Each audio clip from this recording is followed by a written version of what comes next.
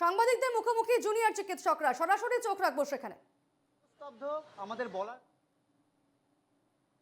পরিবারের একটা পাশে দাঁড়ানোর একটা উদ্যোগ হিসেবে আমরা ওয়েস্ট বেঙ্গল জুনিয়র ডক্টরস ফ্রন্টের পক্ষ থেকে আমরা 5 জনের একটা প্রতিনিধি দল আমরা সেখানে যেতে চলেছি।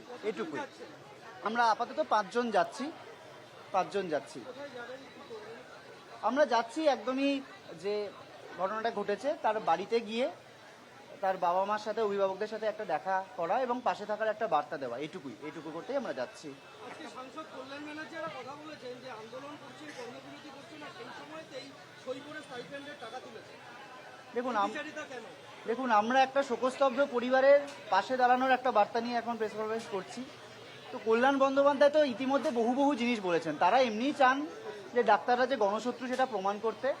তো এই যে বিষয়টা তারা বলছেন, আপনারা স্পষ্ট করে বলে দিতে চাই, আমরা যখন কর্মবিরতিতেও ছিলাম তখন কিন্তু প্রত্যেকটা কলেজের যে প্রোটেস্ট মঞ্চ, ধর্ণা মঞ্চ, সেখানে আমরা কিন্তু উপস্থিত ছিলাম। আমরা হসপিটালে থাকবো না এরকম কোনো কথা কিন্তু আমরা বলিনি। আমরা কর্মবিরতিতে যখন ছিলাম তখন কিন্তু আমরা প্রত্যেকে হাসপাতালে উপস্থিত থেকে সেই ধর্ণা মঞ্চে থেকে এবং সেই ধর্ণা মঞ্চে আমাদের প্রতিবাদকে কিন্তু করছিলাম। সেটা আরজিকর হোক, medical college, SSKM, north Bengal, Sagar Dutta, প্রত্যেকটা জায়গায় নিজস্ব ধর্ণা মঞ্চ ছিল। তো সেই জায়গা থেকেই আমরা যে উপস্থিত আছি, আমরা যে প্রতিবাদ করার নামে বাড়ি গিয়ে ছুটি কাটাচ্ছি না, সেটা প্রমাণ করার জন্যই কিন্তু আমরা প্রত্যেকদিন গিয়ে, এবং সেটা সিনিয়র ফ্যাকাল্টি যারা ঊর্ধ্বতন কর্তৃপক্ষ তাদের সাথে কথা হয়েই আমরা কিন্তু সেই সাইন করতাম এবং সেই প্রোটেস্ট মঞ্চে গিয়ে বসতাম।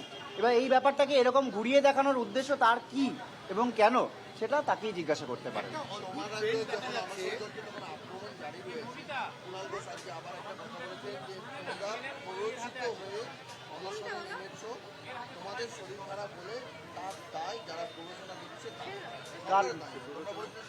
কে দিচ্ছে প্ররোচনা সেটা তো আমরা জানতে চাই।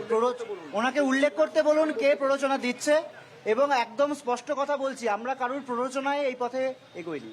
আমরা আমাদের সহযোদ্ধারা যাদের নিজের জীবন বাজি রেখেছেন তারা সম্পূর্ণ নিজেদের সিদ্ধান্তে, এবং আমাদের ওয়েস্ট বেঙ্গল জুনিয়র ডক্টরস ফ্রন্টের যে জিবি, সেই জিবির সিদ্ধান্ত অনুযায়ী তারা আমরণ অনশনে বসেছেন, এবং আমরা আর কোনো উপায় দেখতে পাইনি। আমাদের যেভাবে গণশত্রু বানানো হচ্ছিল, আমরা এছাড়া আর কোনো উপায় দেখতে পাইনি। সেই জায়গা থেকেই কিন্তু আজকে এই পদক্ষেপ নিতে আমরা বাধ্য হয়েছি। কুণাল ঘোষের নিশানায় কে কি এটা জানতে আমরা একদমই ইন্টারেস্টেড নই। আমরা বারবার বলেছি অনশন করছি, আমরা একটা যে দাবি নিয়ে আমরা অনশন করছি সেই জায়গায় দাঁড়িয়ে এখন যদি প্রশ্ন ওঠে কার প্ররোচনায়, আমার মনে হয় এই প্রশ্নগুলো বা এই বিষয়ে প্রতিক্রিয়া দেওয়া আমাদের খুব একটা প্রয়োজন নেই। যারা বলছেন যে দাবিগুলো করেছি সেই দাবিগুলোকে যাতে তাড়াতাড়ি মেটানো যায়, যাতে এই সমস্ত যে ছেলেমেয়েরা যারা বসে আছে অনশনে তাদেরকে অনশন থেকে যাতে অব্যাহতি দেওয়া যায়, সেই চেষ্টাটা করলে আমার মনে হয় ভালো। পরনিন্দা, পরসমালোচনা চিরকাল ছিল, আছে, থাকবে, সেটা আমরা আটকাতে পারবো না। আমরা যেটা করছি আমাদের কাজ করে যেতে হবে, কাজ করছি, এবং সেই কারণেই আজকে আমরা জয়নগরে যাচ্ছি। একটা অদ্ভুত ট্রেন্ড দেখা যাচ্ছে